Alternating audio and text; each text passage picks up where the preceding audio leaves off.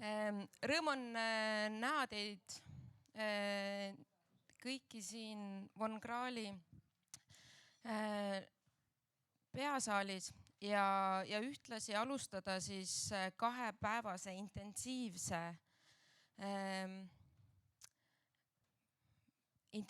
mõtlemise ja visioneerimisega. Selleks, et leida vanalinnale uus lähtepunkt, et ta taas mõtestada ja see metamorfoos, mis siit võiks tulla, võiks saada sisendiks tegelikult väga mitmele dokumendile, mis hetkel koostamisel on. Sellepärast on väga oluline, et me teeme seda täna just praegu ja et me saaksime selle 2 päeva tulemusena kokku ideed, visioonid, mõtted, nii pikaajalised kui lühiajalised selleks, et me saaksime aidata ja näidata selle vana linna uut võimalust. Ja ma arvan, et sellega seoses ma praegu ei tahakski väga pikalt rääkida. Räägin täna veel päeva teises pooles, aga ma kutsuksin hoopis lavale avasõnadeks Tallinna linnapea Mihhail Kõlvarti ja peale seda siis juba ka abilinnapea Madle Lippuse. Aitäh!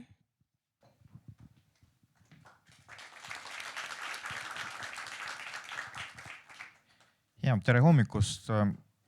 Mina võib-olla alustaks sellest, et mulle tundub, et see on väga õige formaat. Et ühes küljest me püüame leida või sõnastada kontseptsiooni ehk siis laiema visiooni ja samas paralleelselt me räägime ka praktilistest lahendustest. Ja loomulikult ideaalis sooviks ka sellist tulemust näha, et meil on olemas sõnastatud kontseptsioon, kuidas edasi minna ja selleks on pakutud ka konkreetsed lahendused, projektid, mida tuleb ellu viia, sealhulgas ka pikemas perspektiivis. Aga tõenäoliselt ideaalset tulemust saavutada ei ole võimalik. Ka sellepärast, et vanalinn on kui ma ütlen praegu väga eriline piirkond, siis ma sellega midagi ei ütle. Aga mulle tundub, et just vanalinna puhul on kõige keerulisem leida erinevate huvide vahel tasakaalu. Ja see kontsentratsioon on siin kõige suurem.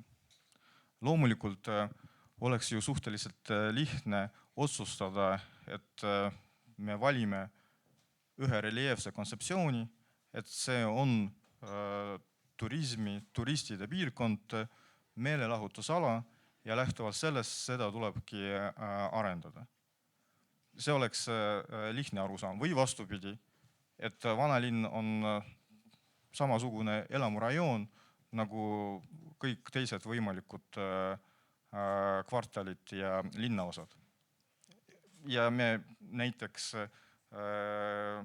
lähtume sellest, et me peame siin ellu viima 15 minuti kontseptsiooni ja sellest lähtume.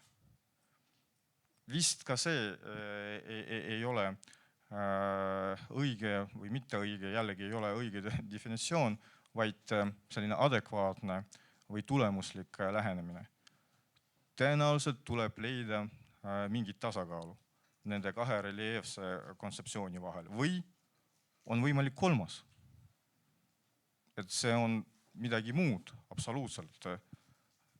Mina isegi ei arva, et valik on monofunktsionaalsuse ja multifunktsionaalsuse vahel. Mulle tundub pigem, et see võib olla isegi monofunktsionaalne, aga küsimus on selles, kuidas seda monofunktsionaalsust sõnastada. Või siis, mis on see peamine suund ja selle kõrval on täiendavad võimalused selleks, et seda suunda ühest küljest toetada, aga teisest küljest tasakaalustada.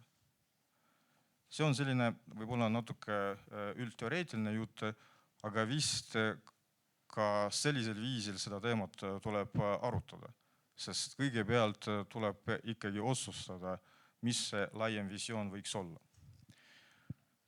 Viimased aastad meil olid mõned teemad või terve rida teemasid, ütleme nii, linnavalitsuse tähelepanu keskpunktis, mis oli seotud vanalinnaga.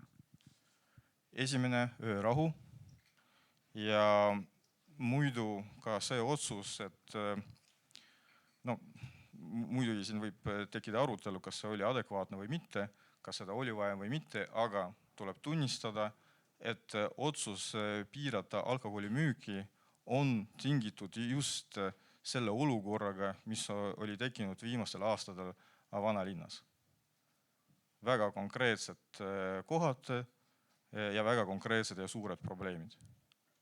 Eelkõige kohalikele elanikele, aga ka korrakaitse probleemid laiemas plaanis. Nüüd järgmine väljakutse, muidugi COVID, ettevõtlus vanalinnas ja siin me püüdsime nii palju, kui see võimalik oli, vanalinna ettevõtlust toetada. Aga see loomulikult on ajutine meede või ajutised meeded. See ei ole jätkusuutlik. Tuleb mõelda, kuidas edasi.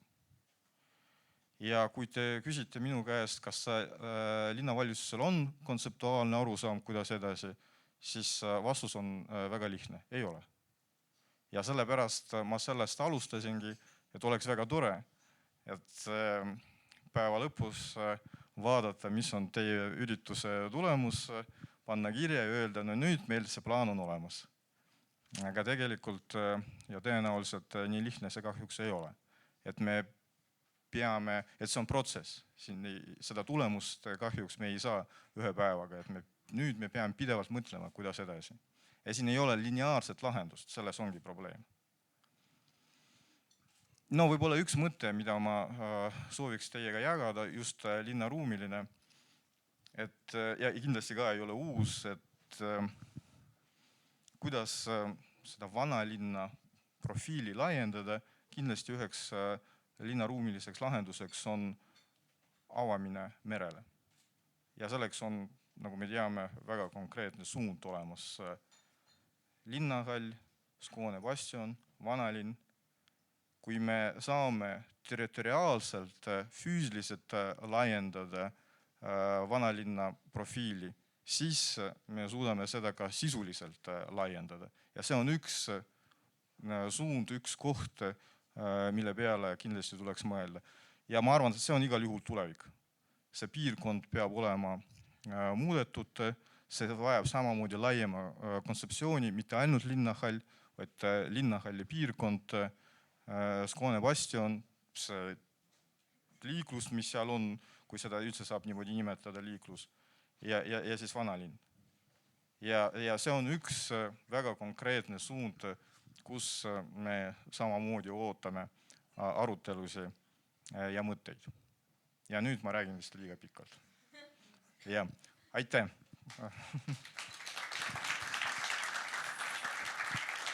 Madle Lippus, abilinnapea. Tere, ka minu poolt. Ma ütlen ka siis paar sõna kureeriva abilinnapeana. Et kõigepealt mul tõesti on väga hea meel, et see üritus toimub. Ühtepidi sellepärast, et vanalinnast ja selle eest seisvatest väljakutsetest on räägitud ju aastakümneid. Et kui seda üritust ja tegelikult ka taas uuendatud koosseisuga UNESCO Tallinna nõukogu luues võtsime ette vanalinna arengukava 10 aasta taguse, siis mis selgus on see, et seal sees on suurepärased mõtted. Aga neid mõtete mure on selles, et me ei ole neid järjekindlusega ellu viinud. Ehk et me peame tegelikult ja nii-öelda olud on vahepeal muutunud. Ehk et me peame nendele uue pilguga otsa vaatama. Ja sellepärast ongi väga hea praegu seda linnafoorumit siin pidada, kus meil paralleelselt on koostamisel uus Tallinna vanalinna arengukava, Tallinna muinsuskaitseala uus kaitsekord, mis küll rohkem keskendub muinsuskaitselistele piirangutele või ütleme võimalustele. Aga tegelikult on just selle vanalinna elatavuse kontekstis väga oluline dokument. Ja kesklinna üldplaneering, mis siis laiemalt kogu seda ala ala mõtestab ja selle arengut läbi planeerib. Ja need küsimused, mis me täna siin teie ette oleme toonud, need tegelikult ongi need kõige ja mida me siis järgmise 2 päeva jooksul arutame, et need ongi need kõige olulisemad sõlmküsimused, mis tegelikult erinevate osapooltega nii neid dokumente ette valmistades kui ka omavahel arutades on kerkinud ja mille puhul on tunne, et need vajavad sellist tõesti võib-olla, et me nendele kohe vastuseid ei leia, vastused ongi komplekssed, keerulised ja lahendused sageli on protsess. Aga vähemalt see, et me võtame selle selge fookuse, et me proovime nende fookustega konkreetsemalt edasi tegeleda. Et ma arvan, et see on hästi-hästi oluline. Ja teine asi, mille üle mul täna väga hea meel on see, et kõik siin olete kohal. Ja et tõesti, et siin osalejate hulgas on nii linnaametite esindajaid, poliitikuid, kohalikke elanikke, ettevõtjaid, et see variatsioon, tegelikult ka riigi esindajaid, tõesti see nagu osalejate nimekiri on hästi lai, see variatiivsus on suur. Sellepärast, et nagu siit ka eelmistest kõnedest on läbi kumanud, see on väga keeruline ja väga kompleksne probleem, mis tähendab seda, et seda lahendust otsida ja tegelikult ka seda pingutust teha tuleb meil kõigil koos. See ei ole kellelgi tagataskust võtta või välja käia ja kohe ära teha. Et see kogu see nii läbimõtlemine kui ka elluviimine vaieldamatult on kollektiivne. Ja mulle tundub, et tänaseks on siia kokku saanud väga hea seltskond. Mul on selle üle väga hea meel. Ma soovin meile kõigile jõudu tööle ja ootan imelisi lahendusi. Aitäh! Kolmandala ma kutsuksin lavale siis Arhitektuurikeskuse juhataja Raul Järje, et kes siis on meid siia täna kokku kutsunud. Aitäh, head lugupeetud linnapea, head sõbrad, kolleegid. Arhitektuurikeskus on linnafoorumid nüüd korraldanud juba üle 10 aasta. See on selline formaat, mis on tõestanud ennast, kuidas leida ruumilistele probleemidele või ülesannetele lahendusi. Ma tahaks kõigepealt natuke vaielda algatuseks. Sest me oleme ikkagi tulnud siia ju arutelu ja arutelu ülesanne on oponeerida. Et vanalinn ei ole probleem, vaid vanalinn on tegelikult meie rõõm. Me peame selle lihtsalt rõõmu üles leidma. Me peame leidma selle üles, kuidas see, mille üle me kõik uhked oleme. Kui meie käest küsitakse, et mille üle me uhked oleme, siis üks sellest, millest igaüks vastab, ilmselt on vanalinn. Aga kui tihti me praktikas igaüks meist siia tegelikult satub. Viimased 2 aastat on olnud väljakutselised kõigile ja see on tegelikult toonud ilmsiks mingisugused teemad, mida me võib-olla ei ole varem osanud märgata, mingid trendid, mille üle me ei ole võib-olla rõõmsad. Et see, kuidas anda vanalinn tagasi meile endile, et siis on sellest pikas perspektiivis ka rõõmu kõigile teistele, kes seda linna tuleb vaatama.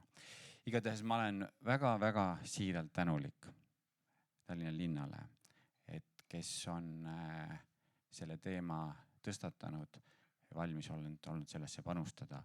Ja ma usun, et on valmis mitte ainult täna siin selle foorumi korraldamise toetamises, vaid ka selles, et need mõtted, kuidas midagi teha natuke teistmoodi, et see tulemus, mida me soovime, oleks teistsugune, ka realiseeruks, et meil oleks võimalik mitte 2 päeva pärast, vaid 2 aasta pärast, 4-5 aasta pärast näha neid tulemusi sellisena, nagu me seda ootaksime. Ja ma kindlasti tänan väga kõiki neid, kes on võtnud selle aja ja olnud valmis siia panustama. Ma tänan kõiki neid inimesi, kes on jätkuvalt veel vanalinna entusiastid, kes siin elavad, kes siin veel töötavad, kes seda ruumi kasutavad ja läbi käivad. Jõudu teile, nutikust ja säravaid mõtteid.